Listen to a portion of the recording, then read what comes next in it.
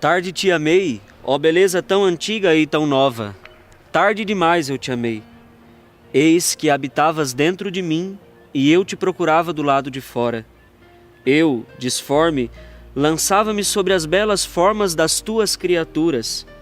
Estavas comigo, mas eu não estava contigo. Retinham-me longe de ti as tuas criaturas, que não existiriam se em ti não existissem. Tu me chamaste, e teu grito rompeu a minha surdez. Fulguraste e brilhaste, e tua luz afugentou a minha cegueira. Aspergiste tua fragrância, e respirando-a suspirei por ti. Eu te saboreei, e agora tenho fome e sede de ti. Tu me tocaste, e agora estou ardendo no desejo da tua paz. Queridos irmãos e irmãs, minha saudação cordial a todos vocês que nesse momento me assistem. E a temática deste vídeo é a vida de oração. Porque para nós falarmos de catequese, primeiro nós precisamos falar deste encontro que nós devemos ter com Cristo, Cristo Mestre, que nos ensina, que nos acolhe, que nos congrega. E a partir da nossa experiência de intimidade, de vida interior, que nós vamos crescendo na nossa caminhada de fé, que nós vamos crescendo na nossa adesão à igreja e aos valores cristãos. O primeiro ponto, então, é a oração. Certamente você se recorda daquela pessoa da sua família, muito simples, que certamente não teve tantas oportunidades de instrução como nós hoje temos, mas que, no entanto, falava de Jesus com muita segurança, com muita propriedade. Com certeza você se lembra também daquela criança que ainda não fez nenhum curso, que ainda não tem nenhum conhecimento teológico, que ainda não leu nenhum dos tratados de espiritualidade, mas se você lhe pergunta o que é Deus, quem é Deus, o que é a oração, com certeza ela lhe dará as definições mais sinceras e com certeza as mais assertivas e as mais acertadas. Porque a primeira experiência é essa experiência do encontro, do encontrar-se com Deus.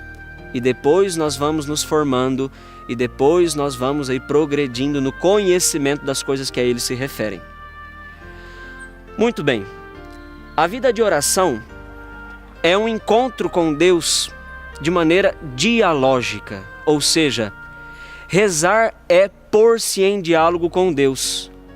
E aquele que coloca-se numa atitude de diálogo, coloca-se numa atitude de fala e numa atitude de escuta. Existe um problema que é, na verdade, nós limitarmos a nossa oração à recitação de fórmulas prontas. E não é que elas não sejam importantes, são e são muito importantes e com certeza já conduziram muitas pessoas ao céu. No entanto, nós devemos perceber que rezar é mais do que recitar essa ou aquela oração. Rezar é sobretudo fazer essa experiência de diálogo com Deus, como se Ele fosse, e de fato é, um grande amigo e o grande sentido da nossa vida. É colocar-se numa atitude de fala, uma fala cada vez mais sincera, honesta, não usando de muitas palavras, daquele palavratório, como Ele próprio nos ensina através de Jesus Cristo, lá no capítulo 6 do Evangelho de São Mateus, né?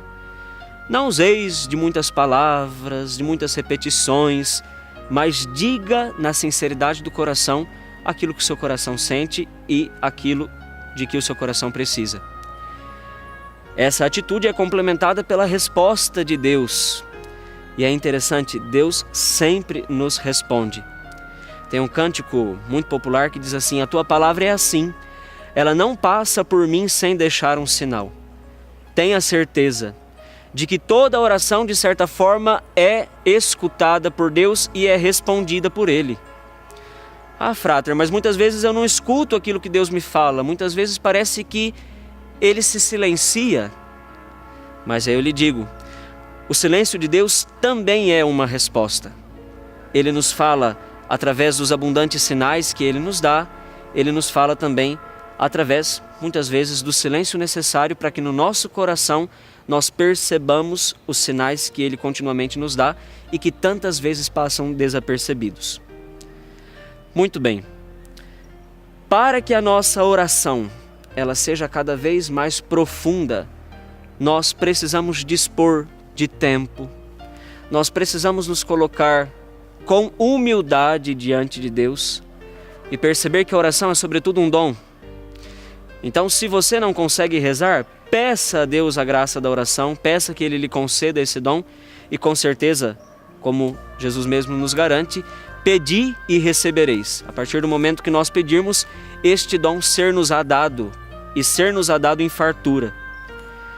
E se a oração é dom de Deus, ela não é um mérito nosso, ela não é um grande feito nosso que nos encha de glória. Muito pelo contrário, a oração é gratuita, ela parte de Deus espontaneamente. É Ele que nos concede a graça de pensarmos em si e de nos dirigirmos a si, não porque Ele precise da nossa oração. Pelo contrário, quem precisa rezar, quem precisa pôr-se no encontro, somos nós. E é por isso que a oração na nossa vida, ela tem um valor essencial e ela é muito importante. Perceba o seguinte, uma vida sem oração é uma vida fragmentada, é uma vida pela metade. Por quê? O ser humano, ele não é só corpo, ele não é só a realidade física. Você certamente pode, reparando na sua própria vida, constatar que existem muitas emoções, existem muitos sentimentos, intuições, percepções que você sente e que não fazem parte necessariamente da tua estrutura física, mas dizem respeito àquilo que você tem dentro de si. E aqui entram duas categorias importantes para nós definirmos o ser humano. O ser humano é corpo, sim, mas além disso, ele é alma e ele é espírito. Meus irmãos, cada vez mais nós vemos cheias as academias que cuidam do bem-estar físico, que cuidam do corpo, e isso é um sinal muito bom. Cada vez mais nós vemos cheios os consultórios psicológicos que cuidam da alma, da psique, ou seja, do sentimento, e isso também é muito bom. Mas cada vez menos nós vemos pessoas que se ocupam, que se preocupam em cultivar uma espiritualidade, ou seja, em colocar o seu espírito também numa academia, para que sejam mais fortalecidas e sejam mais saciadas, para que assim vivam melhor a sua vida, vivam melhor a proposta, o projeto que Deus tem para cada um.